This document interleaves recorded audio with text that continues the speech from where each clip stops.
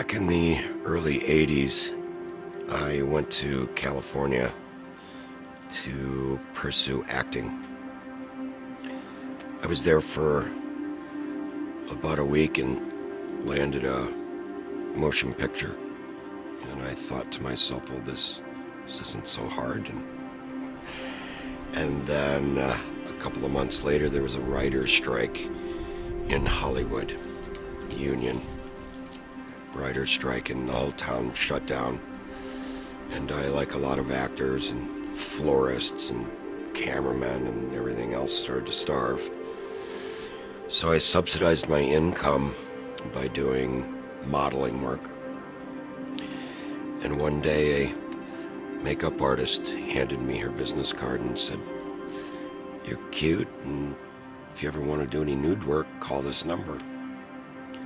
And I remember being very gracious and said thank you, but of course I was thinking that will ruin my career, so I couldn't do that. Well, about a month after that, I was really starving. I think I had 2 cans, 1 can of little potatoes and 1 can of pork and beans. And I gave in to the temptation, made the phone call, and they said, "Be here at this time." And I showed up, and I made my first adult movie. And it was surprising how easy that was. I jumped on my motorcycle and I had 4 crisp brand new $100 bills, riding home thinking, what have I done? But at least I can eat.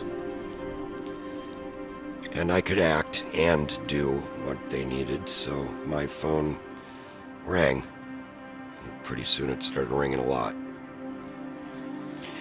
The allure really was at first money.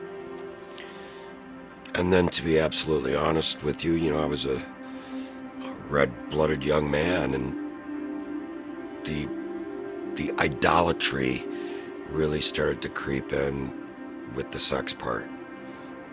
Women became idols to me, along with the money. And then a whole new idol, fame. And it was a triple threat at that point. The first year I was in the business, it was just such a whirlwind of newness and influx of cash that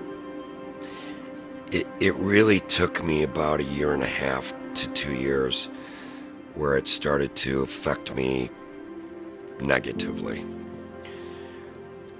The struggles, of course, were always with me the entire time.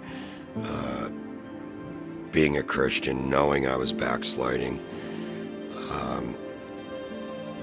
the pain started to really set in of what I was doing. The realization, what I was doing to my family when my mother found out, my grandmother, my brothers, my friends.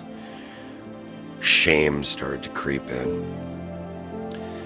And I started needing to find a way to bury that pain. And I wasn't hitting my knees enough.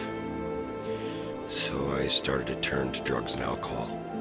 And it started to ruin my relationships and certainly my family relationships as well. God rescued me, plucked me out of that very, very dark place. One day, we'll jump ahead 25 years because that's how long I was in the business. I got into my car after a big movie, and all day long there's people catering to you and anything you need, what can we get you? And so I kind of would play that game of movie star when I was on the set, giving them everything that they wanted. Well, this one particular day, I got in my car, I turned the key, started the vehicle, and drove about 1 block and pulled over and just absolutely broke down and wept. Because I knew I was hurting him so terribly and hurting myself, and I cried out to him in desperation at that point and said, "I've had enough, please. Please take me back." And that was a turning point. I felt his love and his forgiveness and his peace. And what came into my mind at that very moment was the story of the prodigal son. And I felt the Spirit say to me, "I am running towards you." And that was the turning point. I lost everything that was valuable to me: my wife, my children, my family, my sanity. And he reached down and he picked me up. At that very moment, my life changed. Because if he could save me, he could save anyone.